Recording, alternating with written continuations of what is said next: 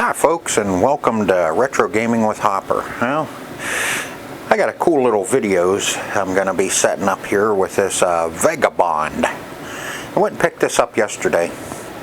I don't know, I think I went and looked for the worst machine I could find to redo and get up and running for everybody. Because as you can see, the back glass on this is going to be really a bummer to do anything with. I already looked and I can't find one reproduction or used one. I may have to send this out to get professionally done because it's in really poor shape. And of course we're gonna, the legs, as you can see, the legs aren't worth crap, so we're not even, I'll just put them on until the new ones come, or put them on until I get everything done up, and then I'll put new ones on. Front door, coin door, rusty. We'll have to do something with it as well, because that looks like hell. Yeah, this is by Williams. This is a 1962, like I said, Vagabond. Now everything's here. I mean, it's complete. Even got a coin box with it, which really surprised me. Cabinet is filthy. You can see where the legs were. It was nice and white at one time. So I'm gonna try and get that cleaned off as best as I can. I want that as white as I can get. The side art on both the box and the head unit are good. Somebody put this chrome trim on it, which we'll take off. You can see it's been around for a year or two. Got this out of a guy had it in a barn. Not really a barn, it was just kind of a garage or big shed. Yeah, like I said, the glass was always on it, so let's see if I can, yeah, there we go, get rid of that light out of there. You can see the playing field. We just got a little bit of wear around the zeros, or around the holes. Now, from what I could see, that white around the bumpers isn't on any of the pictures of the playing fields I checked out on this. So I don't know if that was an after, or if that's a decal or mylar, or what that is.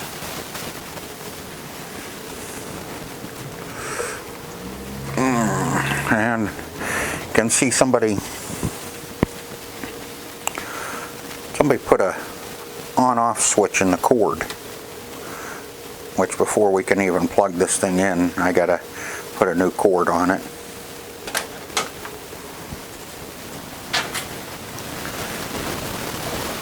But everything's here. Gonna need new tops for the bumpers, and this one has two kick-out holes, one on either side. In 62, that's kind of different. That was kind of new, really. And when I was reading on this, it said there was a drop target. First one with a drop target, which is right there in the center. 1962 was the first year for a drop target in a Williams machine. Now, Gottlieb had a drop target in 51 or 52.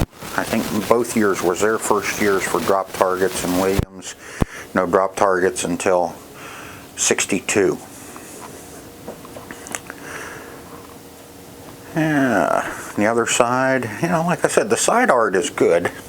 Let me get around my Silver Strike Live here, and you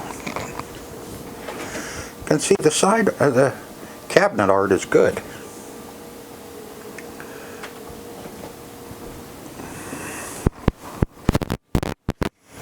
I have limited room here to work with all my other games, and that was really surprising too, as it had the coin mech, 10-cent coin mech. in it. 5 balls, 10 cents per play. Now on the lockdown bar where you rest your palms to hit the flippers, they are really pitted up bad. You can see that one and that one. So I look for a lockdown bar. I can't get a new lockdown bar. So I'm gonna have to do something with the lockdown bar. The center is good, just dirty, but these corners, I have to think on that a little bit. So let me get this thing put together. I'll get the head unit on it and we'll take a look at the back of the head unit and see how it is. And we'll get the playing field up and take a look at the inside. Okay, I got it all put together anyway. Got the old rusty legs on it. You can see this is a reverse wedge head. Playing field, and see we're missing the card for the replay. Somebody just has a piece of aluminum stuck in there. Now we can really get a look at the playing field. You can see they got double rubbers on the flippers. Think that's gonna rebound any? But now you can see a little bit of wear around the 1, the 2, and 300 on both sides. Playing field's totally filthy. Now here's where I'm kind of wondering about if this is paint or Mylar, but I think it's paint. A lot of mold. Okay, had customers. So like I was saying, I know these aprons will clean up, and I was kind of messing around right there. You can see I just kind of, just by rubbing my finger on it, and it cleans up. Still thinking that this is a Mylar sticker. We'll see when I clean it up. And we can get a little better look at the back glass. You can see, I'll show you when we go in the back, that glass, the back glass is really in piss poor shape. Now the back of the box, the door is right over there for the back, for the head unit. So I did get that. It was off when I went to pick it up, but it looks like they just took it off because everything in here is clean.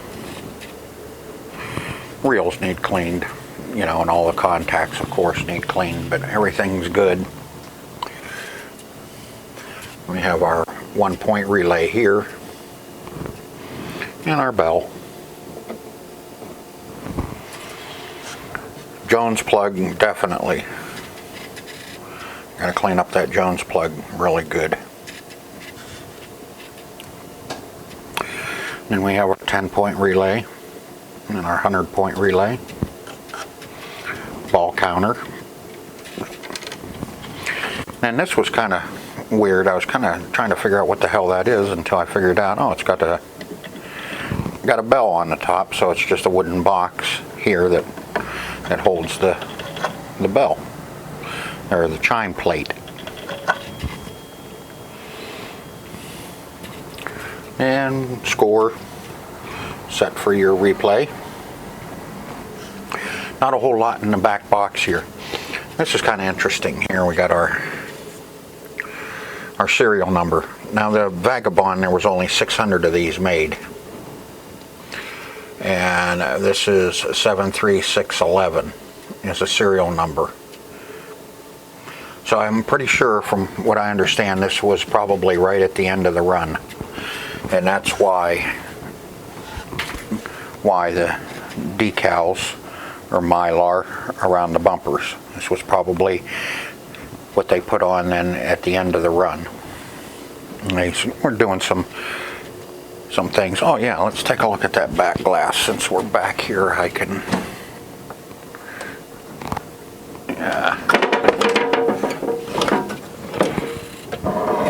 take that out. Now you can see that back glass, how bad it is. You can see all the paint lying around, and there's just so much detail on this that there's no way in hell I can repair this. I can do some touch-up painting on the play field and that, but when it comes to the back glasses, I don't, and I cannot find another back glass for this machine. So if anybody out there knows where I can get one, or knows somebody that's got one, let me know in the comments and I'll see if I can get it. If not, I'm going to have to send this one in to be restored, and that's going to cost. And you can see where this one came from. Recreation Specialties, Williamsville, New York. Like I said, these are an afterthought. So we'll take them off. I think that was just kind of to protect it. And see, they have them here too, and along the bottom. Now I did just a little bit of cleaning here on the corner to see what I was going to need to clean this cabinet up. And it looks like I can get it pretty clean, hopefully. With new legs and the door, I'll take the whole unit off of there, and I'm going to have to do something, probably sand it down, paint it, do something with it to make it look a lot better. Okay, let me get off here for a second and I'll lift up the play field and we'll look underneath. Okay, the inside, same thing. It, you know, being stored at least with glass on it, it's not too awful bad inside. I'm going to run the vacuum back there in the corner. It really looks, got some crap back in there, but the rest of it, you know, everything's here. Just a lot of cleaning contacts. And who knows what else is going to happen once we do that. Now the flippers, there's no play in those. That one needs a little help, but and all the solenoids look good. You have your big bank of solenoids over here. Got your extra ball solenoid, your D, C, B, A relays, 100 point, 200 point, and game over relays, which all need cleaned. Now on the drop target on this, it's just a simple little metal drop target. Come on.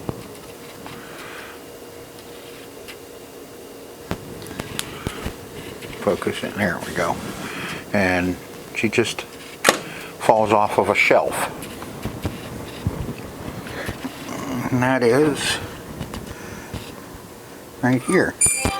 As you can see, it just kind of falls off of a shelf and the solenoid sets it back up. After your ball or whenever it needs to.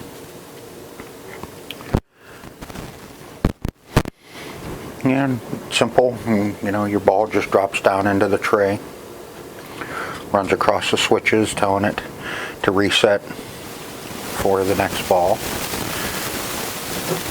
and only single ball, which a little rusty.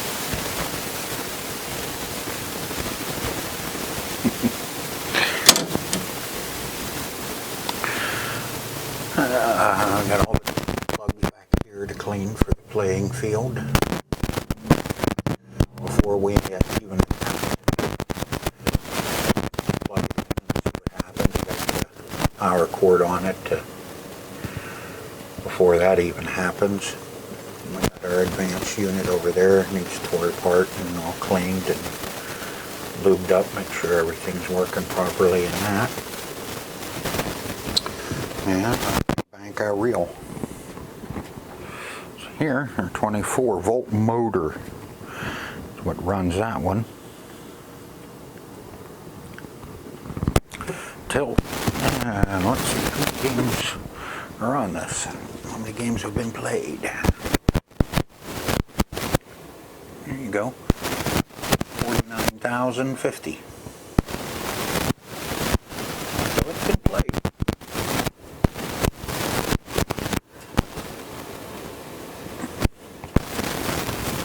Yeah, like I said, really surprising that the coin mech is even still in it. So we can get that all cleaned up and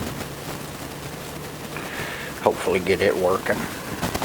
But since it's an older machine, it doesn't have the ball kick out after each ball. That gate opens up, and all you do is you push it up, push that lever up, and it pushes up your ball.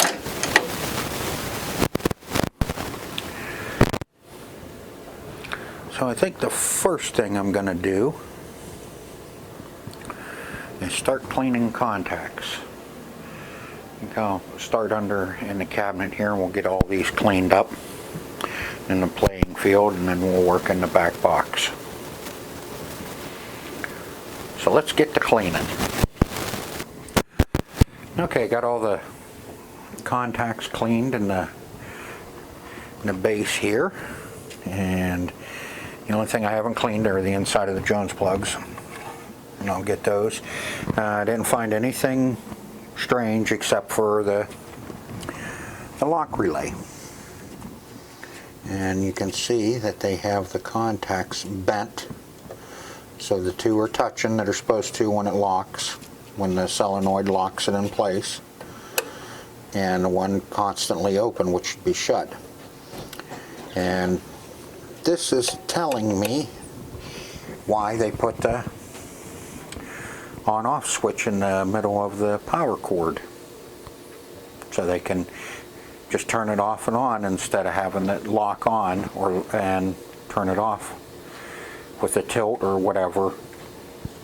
So the lock relay, thinking maybe that coil's bad, or we just had some contacts dirty throughout this unit, and it's wasn't getting power. So I'm going to straighten those out, get that working like it should, and when I do get to plug it in, when I put a new cord on it, we'll see what happens. Okay, after about 3 hours of cleaning, of just cleaning contacts and step units, I got everything cleaned up in the base, down in the cabinet. Everything, every one of those. See, the only thing I have to clean is the inside of the Jones plugs. That's all cleaned up. Every contact is clean. I took the play field out and cleaned every one of the contacts in the play field. I only found one contact, and that's for my number 2 bumper that's missing a pad, so I'm going to have to replace it. Just one contact out of everything. Clean that whole bank. That's all cleaned. Stepper unit. This is the advanced unit. Oops. That's all cleaned and adjusted. It's all ready to go. Pop bumper. Everything. About 3 hours worth of cleaning. Cleaned up those Jones plugs.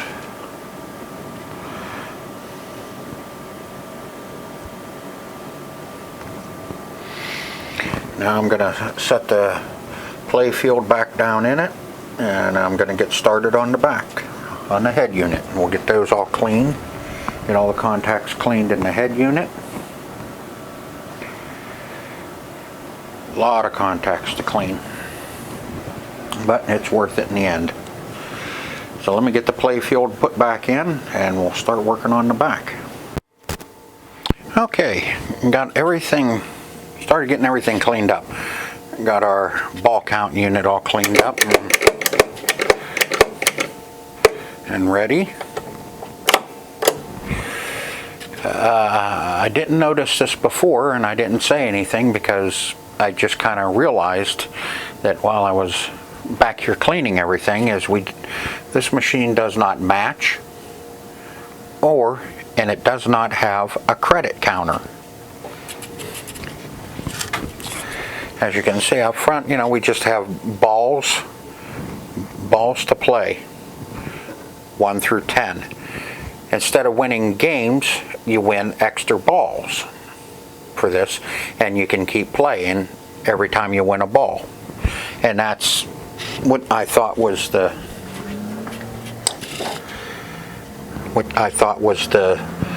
replay settings is actually the extra ball high score adjustment. So you can adjust this so you win an extra ball at like 3,000, and underneath you can set your thousands on the top and your hundreds, or by 250 it looks like 250, 2,500. You can set it in 500 increments, 1,000 on the top and 500 increments on the bottom, and you can only win 2 extra balls. This one they have it set up so you can only win 1 extra ball at 4,500. And as I was getting ready to start cleaning the scoring reels, I noticed 0 through 9 is good. It's just all gummy and doesn't want to move hardly at all. So I'll have to clean them up. Let me get back in there. But the 10 to 90, look at that nice coil. You can see the wires off of it. Let's see if I can kind of hang this down so we can, there we go. You can see, the wire actually burn off of it.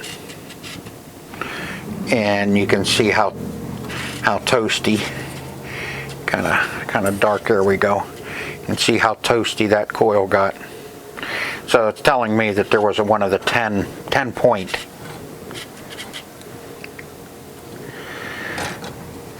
One of the 10-point scores up front was probably stuck and was left on, and it cooked that coil, overheated it and cooked it. The rest of them are all good, just all gummy. I mean, this is the 1,000.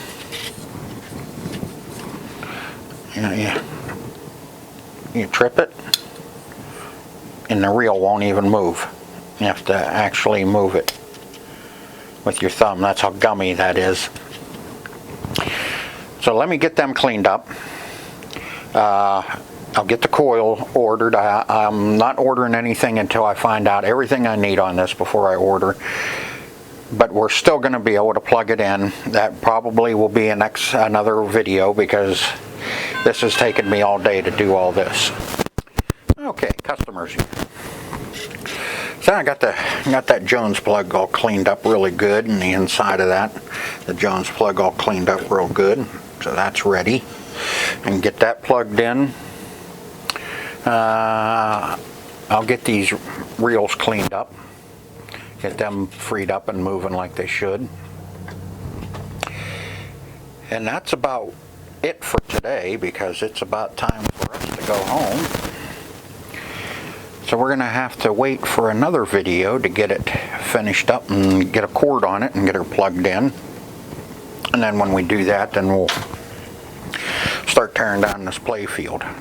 Once I plug it in, make sure it's at least going to light up for us, and that, then we'll go ahead and start tearing down the play field. We'll get everything all cleaned up, get all that cleaned up. I think most of that's going to clean up pretty good. like I said, I'm not going for a total restoration. It's just going to be another good playable machine like the last one I did, the Full House. So, till next video, thanks for watching, and watch out for the new one.